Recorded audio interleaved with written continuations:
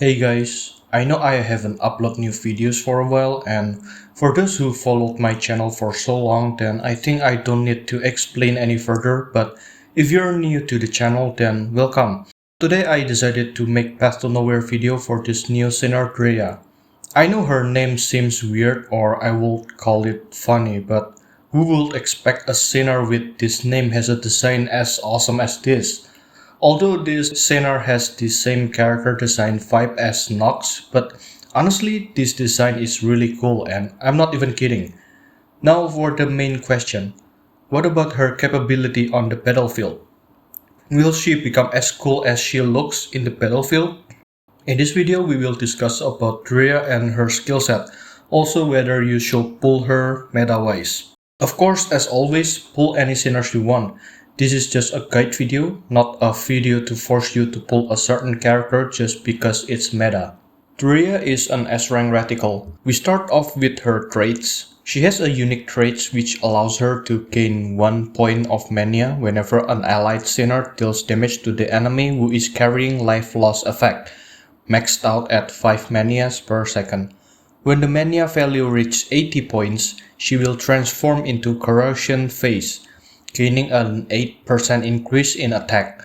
The mania value will then slowly deplete at the rate of 5 points per second during corrosion phase, and she will exit corrosion phase when the mania value reaches 0.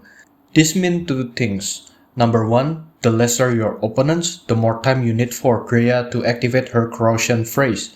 However, the more your opponents, it's easier for Dreya to activate her corrosion phase. Number 2, 8% increase in attack is low, and for a trait that has a relatively hard to activate trait, it's not a really good deal. However, there's more than the traits didn't tell you yet, and I will discuss about it later on. Okay, so during corrosion phase, Dreya deals double enhanced basic attack. Her normal basic attack deals 102%, while on this phase she deals 144 times 2, which is 288%. Dreya's ultimate cosmic collapse costs 31 energy. Dreya deals 1400% physical damage, 1 core damage, and refresh the duration of all life loss effect to the enemy within the skill area. However, during corrosion phase, Dreya's ultimate does the same thing, but with an addition, she will deal 40% of the total damage that will be dealt from all the life loss effect carried by the enemy during their own duration. Now, let's take a look at Dreya's first passive, Starquake. Dreya will apply life loss effect to all enemies within her attack range after dealing 8 normal attacks. Life loss effect deals 100% physical damage every second for 10 seconds. And then for Dreya's second passive, Angular Acceleration, Dreya gains a 12% increase in attack. The interval of damage caused by the life loss effect inflicted by all allied sinners on the field is reduced by up to 0.2 seconds. Basically, if you want the basic math, Dreya's life loss deals 1000% physical damage in total within 8 seconds rather than 10 seconds, thanks to this passive.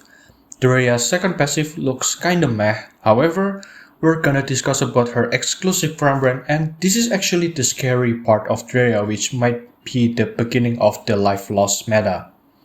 Dreya's exclusive farm brand, Noisy Afternoon, allows Dreya to gain a 20% increase in life loss damage. Now take a look at this.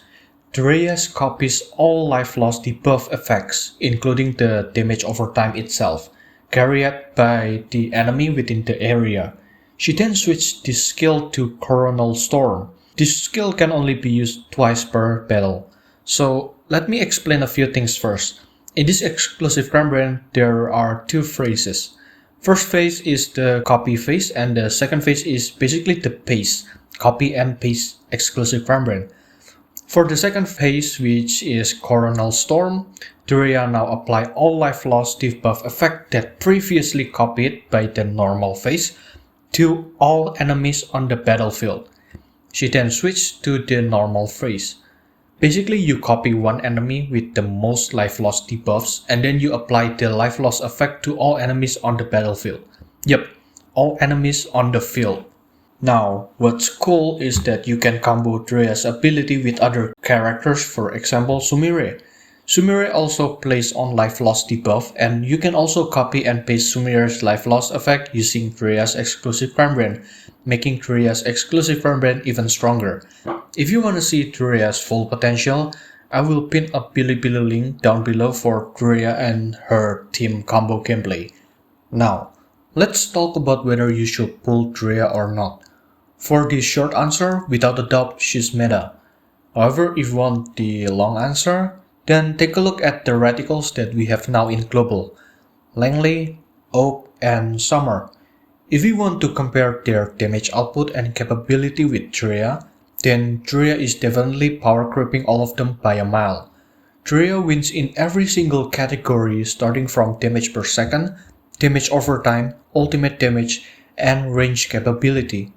If you're a player like me who's been using Langley for ages as their main radicals, I guess it's time to upgrade to the new radical in town. Before I forgot, here are Dreya's shackle skills. Just like most sinners, first shackle's always the most valuable shackles, so if you have the budget to do so, then I would highly recommend getting it. Her third shackle is decent but nothing crazy, so I'm not recommending it. I hope this video helps you in deciding whether to pull Dreya or not. I guess that's all for today. Goodbye.